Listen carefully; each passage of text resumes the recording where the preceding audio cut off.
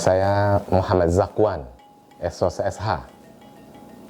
Gelar adatnya Sultan Pangeran Brajasakti. Saya saat ini tinggal di Anek Jeparo, Kabupaten Lampung Timur, Provinsi Lampung.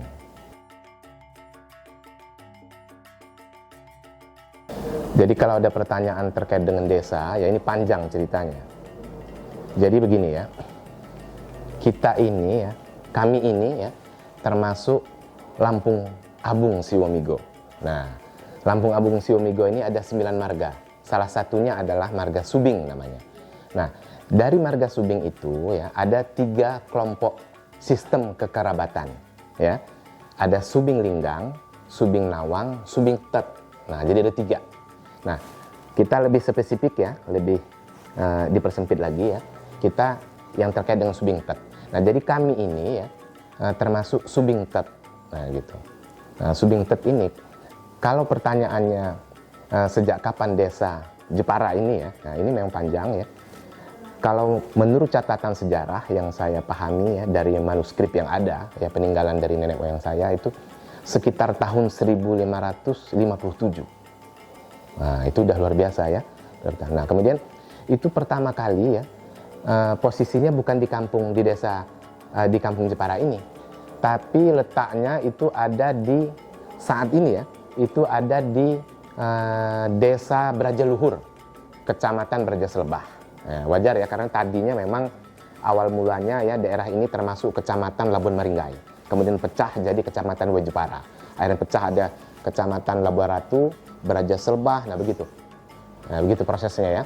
Nah jadi memang posisinya dibagi 2 kampung ini. Ada yang sebelah sini namanya Braja ya, misalnya Braja Pajar, Braja Emas, Braja Kencana, Braja Indah gitu ya, Braja Sakti. Nah itu satu wilayah ya tadinya. Kemudian sebelahnya itu ada namanya Labuan Ratu. Ada Labuan Ratu 2, Labuan Ratu 1, terus sampai Labuan Ratu 9. Nah gitu. Nah itu ya. Nah jadi pertama kalinya kalau cerita dari sejak kapan itu ada di Brajaluhur itu namanya dikenal namanya Joparo Penet, itu aslinya. Nah jadi kalau nama desa apa itu artinya ya, kalau bahasa, jadi gini ya, ada memang ya nama-nama desa itu ya ini ada sejarahnya ya, ada latar belakang masing-masing. Nah kalau desa kita ini sekarang ini memang namanya desa Jepara. Nah, tapi awalnya kalau kita mau tahu sejarahnya kenapa dia namanya Jepara, ini berasal dari kata Joparo. Nah, Joparo ini artinya ini kuserahkan, ini kuberikan. Nah, kira-kira begitu sinonim dengan bahasa Indonesia. Nah, itu melambangkan begini tadi. Tadi saya cerita ya, Lampung ini ya, Subing ini ada 3 tadi ya. Subing Linggang, Subing Nawang, Subing Tet. Nah, ini ya cerita sejarahnya ya. Nenek moyang kami ini, lebih tepatnya kelamo kami ini, dari 3 kelompok kekerabatan ini berasal dari Batu Sangkar Pagaruyung. Nah itu ya, kalau bahasanya kalau kelamo ini ya Indonesianya kira-kira paman tapi dari pihak ibu, bisa kakak bisa adik ibu, gitu ya. Nah itu namanya kelamo. Nah itu kelamonya berasal dari Batu Sangkar Pagaruyung. Nah pada saat itu ya, saat dia ada di daerah Lampung ini ya, itu ada karena ada tiga saudara ini tadi, ada Subing Nawang, Subing Linggang, dan Subing Tet ya. Nah, ajudannya ya, ini namanya Minak Gurun ya. Nah, Minak Gurun ini akhirnya ya, itu diserahkan kepada Subing Tet ini. Nah, itulah makanya namanya ini berasal dari kata Joparo, ini kami serahkan, ini aku serahkan. Namanya, akhirnya penyebutan kebiasaan sekarang namanya Jepara. Nah, sesuai dengan administrasi pemerintahan desa namanya Jepara sampai sekarang. Nah, jadi awalnya itu ada di Joparo Penet, atau lebih tepatnya di Brajaluhur.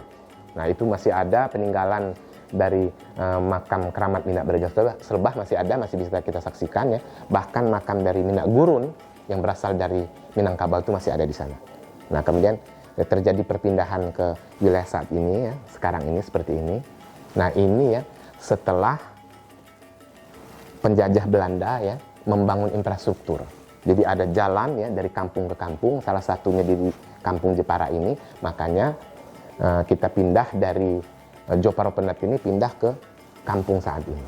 Nah itu ceritanya kalau apa namanya, jadi lebih kurang pindah ke sini ini ya 1850-an begitu. Jadi seperti diketahui ya, Lampung ini menganut dua adat, adat Pepadun, adat Sebatin. Nah kebetulan kita ini marga Subingtet ini adalah adat Pepadun ya, yang identik lebih dekat ke sistem demokrasi kalau sekarang lah gitu ya. Nah jadi setiap kampung ya ini ada penimbang, istilahnya ada penimbang 4 ya. Jadi ada penimbang nomor 1, nomor 2, nomor 3, nomor 4. Itu setiap kampung yang ada di Lampung Timur ini, termasuk dari kampung Jepara, Subingtet Jepara ini. Ya begitu.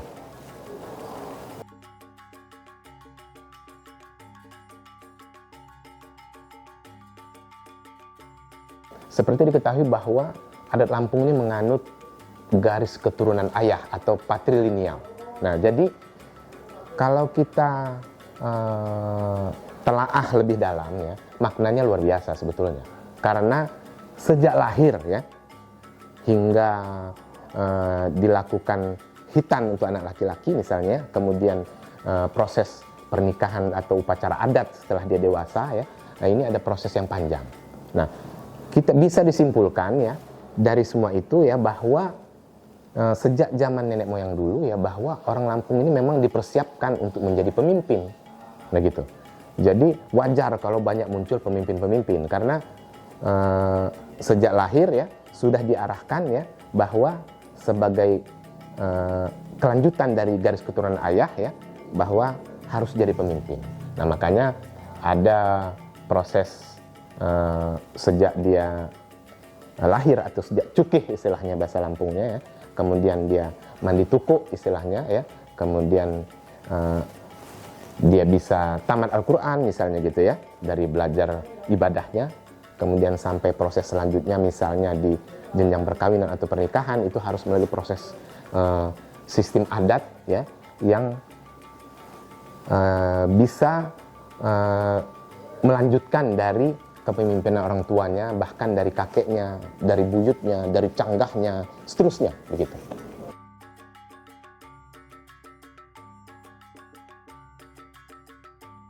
Kalau kita lihat ya, budaya Lampung luar biasa karena kita punya aksara ya, aksara Kaganga yang ternyata memang ada kesamaan ya dengan aksara Batak, dengan aksara Bugis.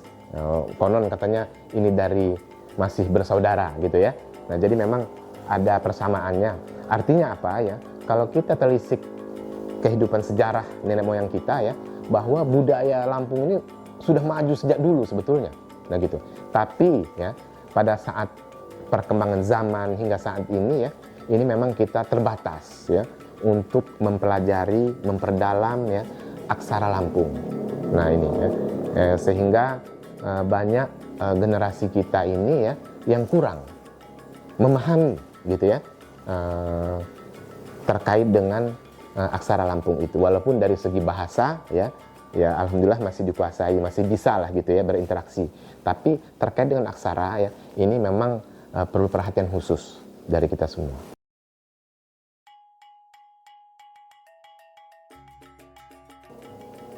Kalau suku Lampung ini memang biasa dengan kehidupan bertani ya, berkebun gitu ya. Dulu dikenal misalnya ada lada, ada kopi. Nah, tapi seiring dengan perjalanan kehidupan hingga sekarang ya, tantangan kehidupan yang luar biasa ya, itu bergeser ya, itu kita sudah terbatas terkait dengan sumber daya yang ada di kampung-kampung.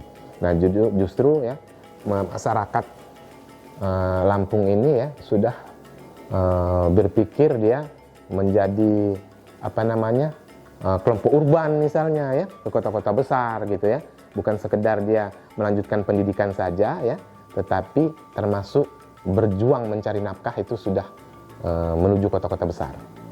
Demikian.